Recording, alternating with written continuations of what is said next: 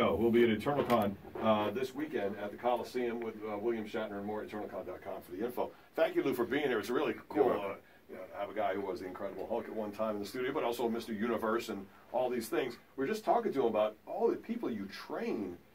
Do you have to, Lou, trained Chuck Norris in the past, or you still do? No, I trained Chuck Norris in the past. I trained Randy Travis, Mickey Rourke, Michael Jackson, on and off for 20 years. Just Chuck Norris, does he need to be pushed? He hits me as a guy who you don't have to... Chuck was my favorite student, client, because everything I told Chuck, he did it. Oh. If I said 4 more repetitions, he did it, because he wanted to get, look in better shape for the film. So he came to me about 20 years ago, and as a matter of fact, you know, Chuck is a phenomenon. It's like a 7th degree black belt karate. But when I trained him, he was able to kick higher, and he had more strength as far as like different kicks. So I learned a lot from Chuck, watching him, training him, because, you know, martial arts and bodybuilding, all these different sports, they all collaborate. And so Michael Jackson, over 20 years you trained Michael Jackson. And you said it was a secret? I mean, he wanted to keep it quiet because I trained Michael for the history tour. And then we had a break, and then I trained him again for the last one. Unfortunately, he passed on. But he's such an iconic person. He's a nice guy. Sometimes I spent a couple of days with him at the Neverland Ranch. Oh, yeah?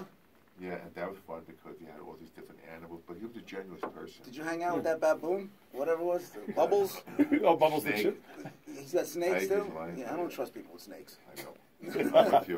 Yeah, you're an Incredible Hulk. You have to not be afraid of snakes. I do not like snakes. So when you're walking around Neverland, are you thinking this guy is whacked, or are you thinking this guy is troubled? Like, what do you like when you're spending that? What's funny is that Michael took me and he had a Cadillac. He drove me around. Michael's a regular guy. Michael's not who you think he was because of his persona. Right. When he's out in the world, he's gonna have all these bodyguards, and he's such a huge icon. But at Neverland Ranch, there was a few people. He was himself. He was like a young kid, very smart, and they're very talented. He seemed tortured. Very. Yeah, because people were jealous of him, and he's great with kids. Right. And I had a great time with him. I spent a lot of time. He spent time with my family. I mean, I had nothing. You have children? Yeah. Did you have Michael around your children? Well, the first night he came over, my daughter was hiding under the bed. Okay. Because she got scared because he came over with the mask on and the gloves. Oh, right. I said, Michael, it's 11 o'clock at night. Nobody, even my dog don't even know you're here. Right. It's okay, Mom. I'll keep my mask on. So he wouldn't take the mask off. He was afraid of germs, right? Take the damn mask off. It's 11 o'clock at night. Right. Nobody knows you're here. So you didn't think, so you were comfortable, you don't believe all the stories about him? You don't? No. You never got that feeling like something was not right. No. Do you not if want I did to? have that feeling, I wouldn't be with him. Right. Yeah. Right, I can see that. But you got to remember, person in that position, everybody wants a piece of him. Right, and sometimes you have jealous people, they want to take a crack at him, a strike at him. And that happened with successful people. That's why you would get the impression sometimes celebrities, they had the reputation. Sometimes it could be the fan.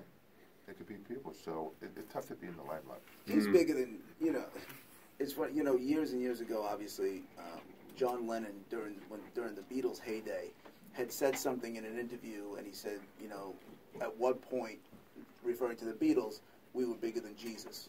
Yeah. And he took a lot, and then radio stations started breaking Beatles records all over the place. We're not going to play them anymore.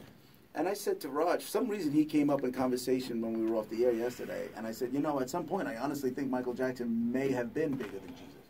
Like, he was the most popular thing on the planet. Like I said before, he's more famous than Mickey Mouse. Yeah. Yeah, those characters. I remember when I trained Michael, when he came to my house, I had to work so hard to keep his privacy, because one time when he came to the house the second time, my neighbor down the street came in the house. She didn't know she saw Michael Jackson. She didn't say anything. She went back home. She fainted. And I had to go call her husband. He was a comedian at the time. His name was Bobby Collins. Oh, Bobby Collins, yeah. Great guy. He's my neighbor. Oh, what a nice guy. Don't say anything about Michael because I had to guard his privacy. It was tough. Open the electronic gates, like 10 o'clock at night, come with the SUV, bodyguard. It was tough. So he can't even train during the regular day. He's got to do it at night. He couldn't go. He could not go anywhere. That's brutal. I can't believe you kept that a secret for as long as you did. Yeah. I mean, you didn't tell anybody? No. You know? And nobody found out. Like that neighbor didn't tell anybody about Collins' wife. She didn't go tell her friend right away. She fainted. We kept it quiet. Now, let's be That's honest. amazing. Let's be honest here.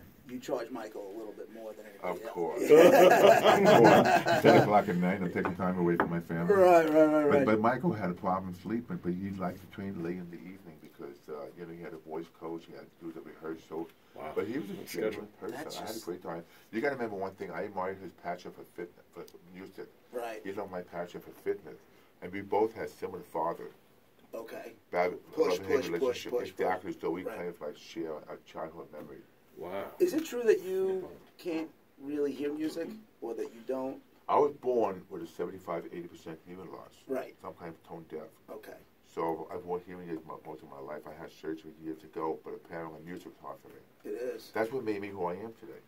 What do you Because mean? I think negative to positive. Okay. Like So God's taken away some of my hearing, but I made up for that with bodybuilding and my drive being a successful actor. Yeah, in other ways. You know, we were talking about Michael Jackson being so big around the world. As Lou Ferrigno, do you have places outside the United States? Do you have a place where, like, you walk through the streets and people go crazy? Is there certain countries where you're bigger than others, like really big than others? You know what I mean? South America, Canada's huge, England's huge, It all is. of Europe, yeah. Are you big in Japan? You're a big man in Japan. Like, if you go to Yeah. Japan, I mean, I can't even imagine. Yeah. People must just, They do, because Japanese people are small. right, exactly. you, but to Pretty them, cool. you're like Godzilla. They got I wouldn't go that far. Wow, very cool. You throw on a dragon head, you could take over that country. They call that Godzilla. Why would you have to watch Godzilla all yeah. the time? Uh-huh. You know, one of the original Godzilla, what's his name? Perry Mason? Okay. I don't know. No, he played Perry Mason. What's his name? He was in Godzilla, the American Really? actor. Oh, what the hell is his name? I don't remember who it is. Standing there, blowing out. So you had a lot of titles. Is there a title for, how old are you now, 60 what? 66. 66. Is there any sort of bodybuilding title for your age group? Or is Oh, yeah, bodybuilding done we at have the that age? national competition. We have the NPC. We have also the matches, the different divisions. You can compete 50, 60, and 70. It's great today because now with bodybuilding and fitness, men and women competing. You have the physique, you have the fitness, you have the bikini. Yeah. Beautiful. I know you have Ferrigno Fit. I get that. Yeah. You keep yourself. Are you ever going to stop and just relax? And no, you'll just always. I'm filming my new TV series July 9th. It's called Pump. You're going to love it. It's going to be on Discovery Channel. It's like the Celebrity Apprentice of fitness and bodybuilding. So this time I get to sit in Donald Trump's chair. I get to be like Donald Trump. What was Donald Trump like in Celebrity Apprentice? Lou was on with the one with Dee Snider and Lisa Lampanelli. Yeah. There was a lot of different people on that. Donald was Personalities. good to me because I raised $100,000 for my charity. That's muscular dystrophy and ALS.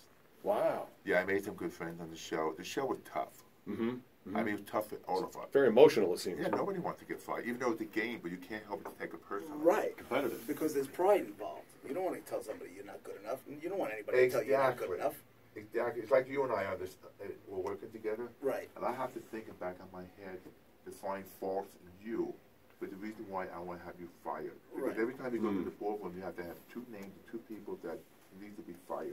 Right. It's like being a rat. Yeah, it's exactly what it is. And Donald being the loose cannon Right. in the room, you're fired. And when you're an Italian from Brooklyn, being a rat isn't really in your DNA. And how are you and Lisa Lampanelli? Have you ever seen her since the show, or was that a one-time thing? No, These guys had a little bit it's of a fight game. on the I mean, show. She could be mean. Yeah, she could be mean. I Yeah, know. The queen of me. you're right.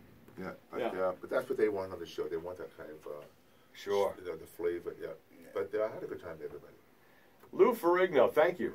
You're very So welcome. good. Thank you for your time. Thank you for coming in personally to hang in the studio Yeah, with us. We appreciate it. everybody out there, check out Eternal Comic Con because of the rare appearance, especially me. I never done a show here in Long Island, and also Shatner. We had the cast Yeah. with Superman. Yep. Oh, that's Big cool. stuff. Thank Lou you, man. and William Shatner and all of them. Yes, eternalcon.com this weekend at the Coliseum. Thank you for being here You're and welcome. coming Thanks back for to the having me. country outside Brooklyn. You got it. Right Thank on, you. man. Thank you. Lou Here's- Ferrigno, here's the everybody. plate. Yeah. 8 o'clock.